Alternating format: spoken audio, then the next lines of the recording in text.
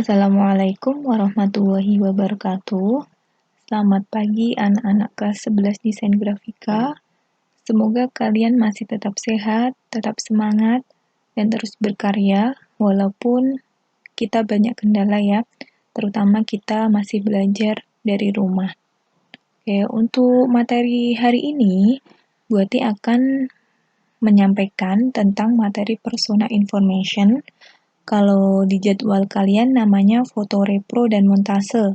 Nah, karena kalian di kelas 10 sudah belajar tentang UX, jadi untuk tahapan di atasnya kalian belajar mengenai persona information.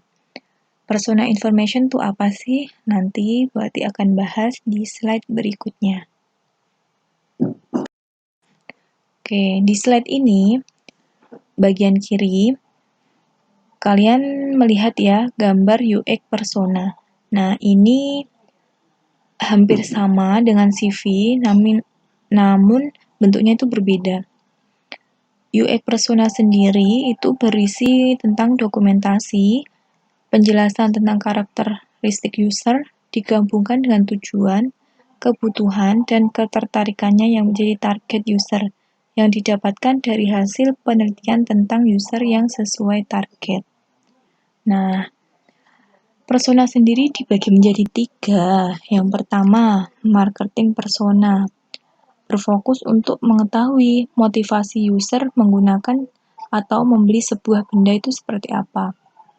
Yang kedua, tentang proto persona, yaitu model dari persona yang sesungguhnya. Nah, persona ini bisa digunakan jika tidak terdapat waktu atau biaya yang cukup untuk melakukan user research. Nah, yang ketiga, desain persona. Itu berfokus pada tujuan user, perilaku, atau keadaan sekarang. Dan pain points atau kesulitan yang dihadapi oleh user. Nah, kesulitan-kesulitan yang dihadapi oleh pengguna itu kita jadikan penelitian, kita tulis dalam bentuk dokumen. Yang nantinya bakal kita tahu goalnya itu apa untuk membuat produk yang baru. Seperti itu. Nah, untuk materi persona di semester ini, nanti kalian akan memahami yang pertama konsep persona.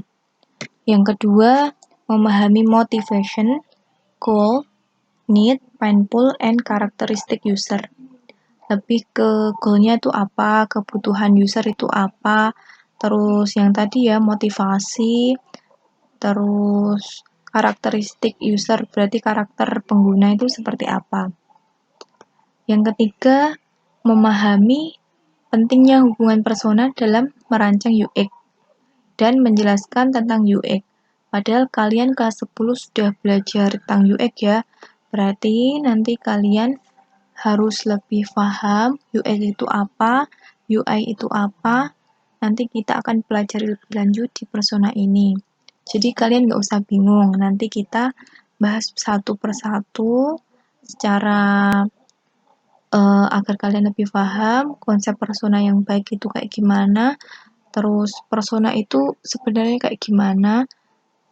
Persona itu lebih ke bentuk penelitian ya, bukan kita membuat desain atau apa, cuma intinya itu persona itu lebih ke bahan yang akan kita buat desain. Kita mengumpulkan keinginan-keinginan pengguna itu dalam menciptakan desain itu yang bagus kayak gimana gitu. Jadi kayak masukan-masukan dari orang lain gitu. Nah, 6 main elemen creating a persona. 6 elemen untuk menciptakan persona. Yang pertama, image, name, age, and gender. Gambaran yang ingin ditampilkan termasuk konteks dalam latar belakang. Berarti ada foto, nama, umur, gender ya, jenis kelamin. Nah, ini hampir sama, kayak membuat CV juga seperti itu. Ada nama, foto, nah ini gambaran awal. Yang kedua, tagline. Menjelaskan tentang apa karakter yang relevan dengan kehidupannya. Jadi itu kita mendeskripsikan si orang itu seperti apa. Misal, si Dodi itu rumahnya, alamatnya di daerah Kudus. Besito, RT 1 RW 2. Nah, Dodi bekerja di mana? Dijelaskan secara detail kalau bisa. Yang ketiga, experience and skill.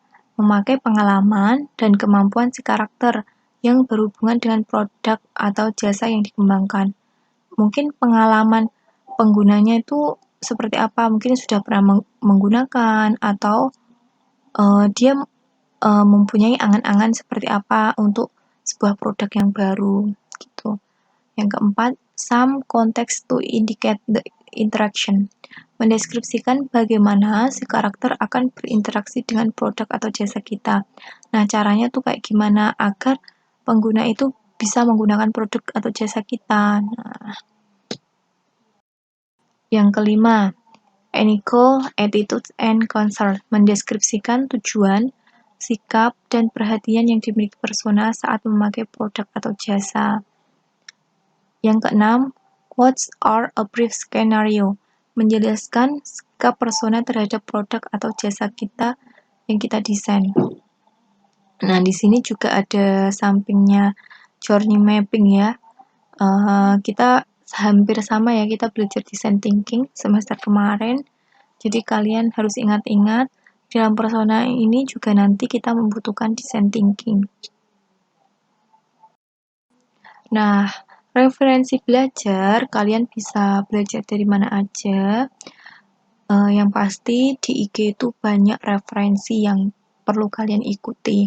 Yang pertama, kalian bisa follow IG-nya UX Specialty, UX Persona, UX Indo, @UI UX, banyak sekali yang berhubungan dengan UX. Terus nanti Bu Atik juga akan tambahkan tentang buku panduan BINUS University. Mungkin demikian garis besar materi foto repro dan montase atau lebih ke persona information yang Bu Atik sampaikan selama 1 semester ini.